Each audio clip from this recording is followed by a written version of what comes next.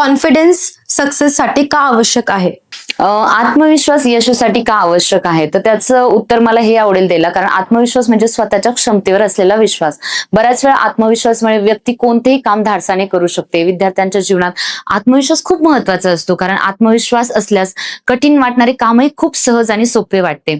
परीक्षेच्या वेळेस भीती वाटते, मग आत्मविश्वासाने त्यांना लिहिता येतं.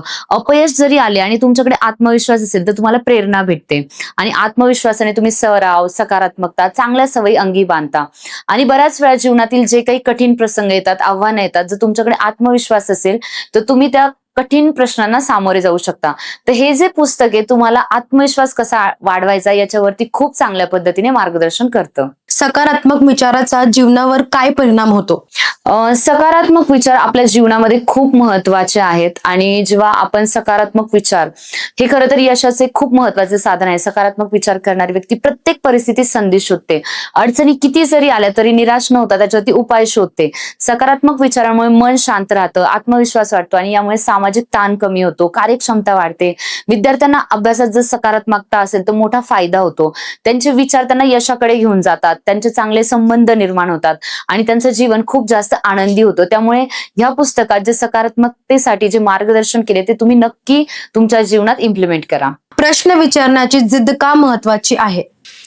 प्रश्न विचारण्याची जिद्द का महत्वाची असते? खरं तर मला असं वाटते, प्रश्न विचारण्याची जिद्द ही ज्ञान मिळवण्याची गुरुकिल्ली आहे. जिज्ञासा असल्याशिवाय नवीन गोष्टी शिकता येत नाहीत. विद्यार्थ्यांनी कोणतीही शंका मनात न ठेवता शिक्षकांना विचारलं पाहिजे. प्रश्न विचारल्याने बऱ्याच वेळा काय होतं, विषय अधिक स्पष्ट होतात, समज वाटते. अनेक महान शास्त्रज्ञांनी सतत प्रश्न विचारून नवीन नवीन शोध लावले. प्रश्न विचारल्यामुळे सर्जनशीलता, विचार शैली बनते, आत्मविश्वासही वाढतो. म्हणून प्रत्येक विद्यार्थ्याने प्रत्येक वेळी प्रश्न विचारला पाहिजे. त्यांनी जिज्ञासू वृत्ती जी आहे ती अवलंबली पाहिजे. प्रश्न विचारल्यामुळे तुमच्या अभ्यासामध्ये, तुमच्या विकासामध्ये भरपूर भर पडते. सातत्याने अभ्यास करणे का आवश्यक आहे? सातत्य खरं तर यशाचे खरं रहस्य आहे, ज्याला आपण कंटिन्युटी म्हणतो. अधूनमधून अभ्यास करण्यापेक्षा जर रोज नियमित अभ्यास केला अधिक फायदेशीर असतं. सातत्याने अभ्यास केल्यास विषय चांगल्या प्रकारे समजतो आणि तो स्मरणात राहतो. परीक्षेच्या वेळी घाई गडबड करावी लागत नाही. सातत्यामुळे अभ्यासाविषयी शिस्त निर्माण होते, आत्मविश्वास वाटतो. कोणत्याही क्षेत्रात प्रगती करण्यासाठी नियमितता म्हणजे कंटिन्युएशन खूप महत्वाचं आहे. जर तुम्हाला मोठं यश मिळवायचं असेल तर तुम्हाला छोट्या छोट्या गोष्टी रोज रोज कराव्या लागेल, जेणेकरून तुम्ही त्या यशाचं शिखर जे आहे ते गाठू शकता. फेल्युअर मधून आपण काय शिकू शकतो? अपयश खरं तर यशाची पहिली पायरी मानली जाते. अपयशामुळे आपल्या ज्या चुका आणि कमतरता लक्षात येतात. अनेक यशस्वी व्यक्तींना सुरुवातीला अपयश आले होते, पण त्यांनी हार मानली नाही. अपयशातून ते शिकले, भविष्यात अधिक चांगली तयारी त्यांनी केली. अपयशामुळे संयम, चिकाटी आणि आत्मविश्वास वाढतो. चुका सुधारण्याची संधी मिळते आणि यशाचा मार्ग अधिक स्पष्ट होतो. त्यामुळे अपयशाला घाबरण्याऐवजी त्यातून शिकण्याचा दृष्टिकोन ठेवला पाहिजे. अपयश खरं तर आपल्याला घडवण्यासाठी येतं. अपयशामुळे आपल्याला कळतं की आपल्या जबाबदारी कुठल्या आहेत, आपण कशा पद्धतीने त्यातून त्या जबाबदारी पार पाडू शकतो. अपयशामुळे आपल्याला मॅच्युरिटी येते. तर मला असं वाटतं प्रत्येकाच्या लाईफमध्ये अपयश येणं सुद्धा खूप जास्त गरजेचं आहे. आणि जेव्हा तुम्ही हे पुस्तक वाचता त्यातून तुम्हाला कळतं की अपयश जरी आलं तरी त्यातून तुम्ही किती इझिली बाहेर पडू शकता. आणि विद्यार्थी जीवनात असताना बऱ्याच वेळा असं होतं की तुम्हाला मार्क्स तेवढे पडत नाही किंवा तुम्हाला फेल्युअर्स येतात, तुम्ही अपयशी होता, मग त्यातून तुम्ही कसे बाहेर पडू शकता. एकाग्रतेचा सराव कसा करावा? एकाग्रता खरं तर यशासाठी खूप आवश्यक क्षमता आहे. कारण नियमित जेव्हा तुम्ही सराव करता तेव्हा तुमची एकाग्रता वाढते, म्हणजे फोकस वाढतो.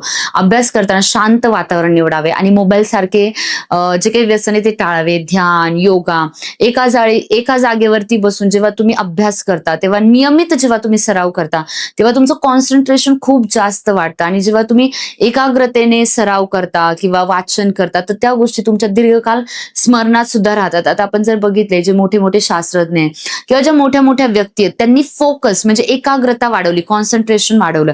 आपण बऱ्याच वेळा असं करतो की मल्टिपल गोष्टींवरती फोकस करतो, मला हे पण करायचंय, मला ते पण करायचंय, आणि त्यामुळे काय होतं, आपलं फ्लो सुटतो. आपण कुठल्याही एका गोष्टीवर एकाग्र होऊ शकत नाही. पण अभ्यास करताना मी तरी मुलांना हे सजेस्ट करेल की तुम्ही एका गोष्टीवरती फोकस करा, जेणेकरून तुम्हाला चांगले मार्क्स पडतील, तुमची चांगली प्रॅक्टिस होईल, तुमच्या आयुष्यात ज्या स्किल्स तुम्हाला वाढवायच्या त्याच्यावरती तुम्ही जास्तीत जास्त फोकस करू शकाल. वाचनाची आवड का लावून घ्यावी?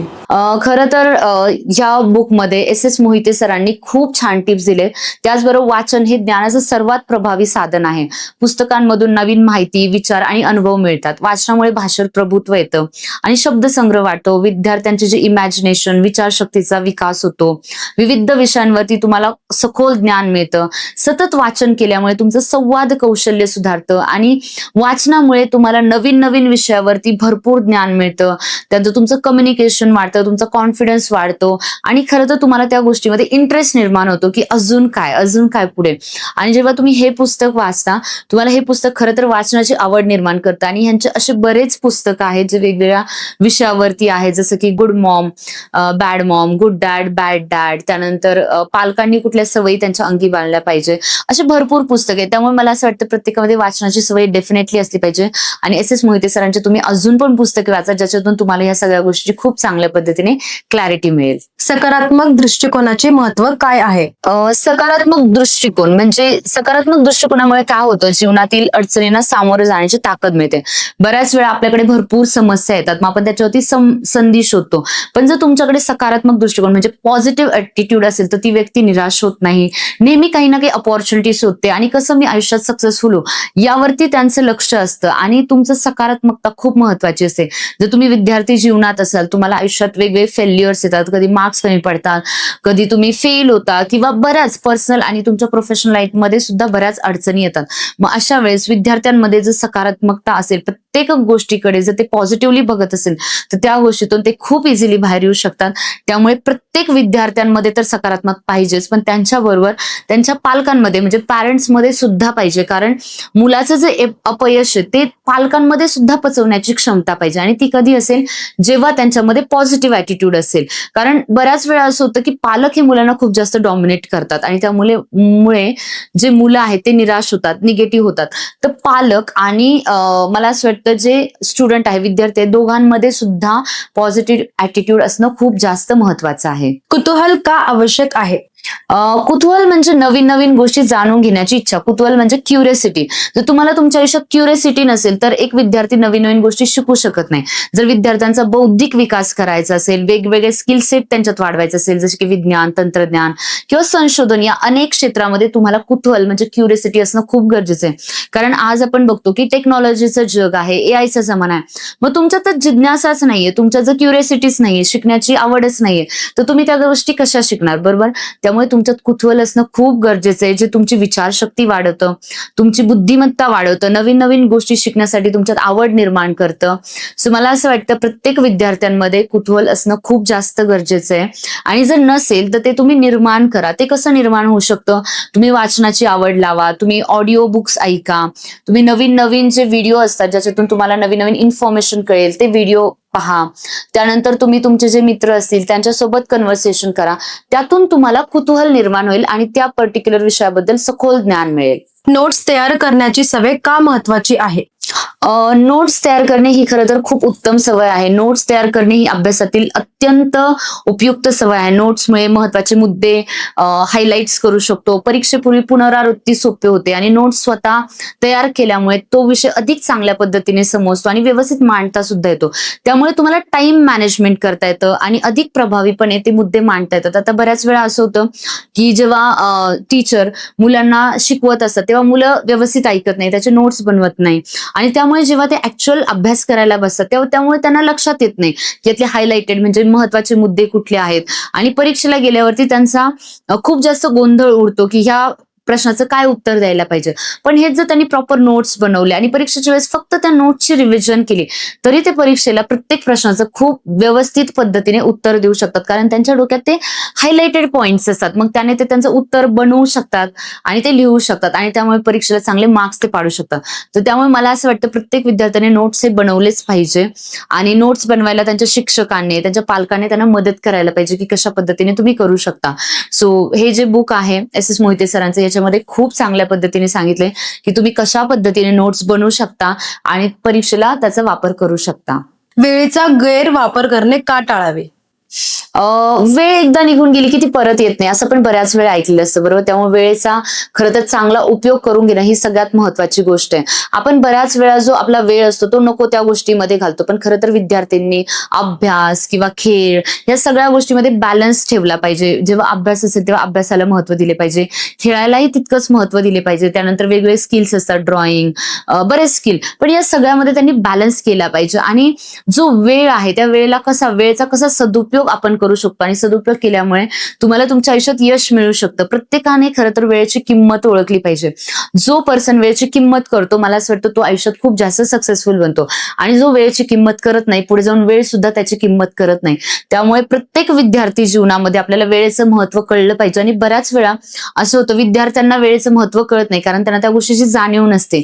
त्यामुळे त्या बऱ्याच वेळा त्यांचा जो टाइम आहे तो नको त्या गोष्टीत घालतात. पण पालकांनी, शिक्षकांनी त्यांना त्या गोष्टीचं योग्य मार्गदर्शन केलं पाहिजे की कशा प्रकारे वेळेचं आपण नियोजन करू शकतो. आणि प्रत्येक विद्यार्थी, पालकांनी आणि शिक्षकांनी हे पुस्तक वाचलं पाहिजे, जेणेकरून यामध्ये तुम्हाला सगळे महत्वाचे मुद्दे तिथे हायलाईट केले की कसं तुम्ही वेळेचं नियोजन करू शकता, तुमचं टाइम टेबल बनवू शकता, जेणेकरून तुमचा वेळ जास्तीत जास्त तुम्ही चांगल्या गोष्टीवरती घालू शकता. प्रश्न विचारण्याची सवय कशी फायदेशीर ठरते? प्रश्न विचारण्याची सवय खरं तर विद्यार्थ्यांच्या जीवनात असली पाहिजे. बौद्धिक विकासासाठी खूप आवश्यक आहे, कारण बऱ्याच वेळा प्रश्न विचारल्याने शंका दूर होतात आणि विषय सखोल कळतो, त्याची जिज्ञासा वाढते, नवीन नवीन गोष्टी शिकण्यास प्रेरणा मिळते. आणि तसंच विद्यार्थ्यांचा आत्मविश्वास सुद्धा वाढतो, त्यांना अधिक त्या गोष्टीबद्दल समज निर्माण होते. आणि तुम्ही जेवढे जास्त प्रश्न विचाराल तेवढी तुमच्यामध्ये कुतूहल म्हणजे जिज्ञासा निर्माण होते आणि तुम्हाला आवड निर्माण होते. Thank you so much ma'am. या पॉडकास्टमध्ये आपण पुस्तकाबद्दल खूप गोष्टी वगैरे, नॉलेज वगैरे घेतली आपण.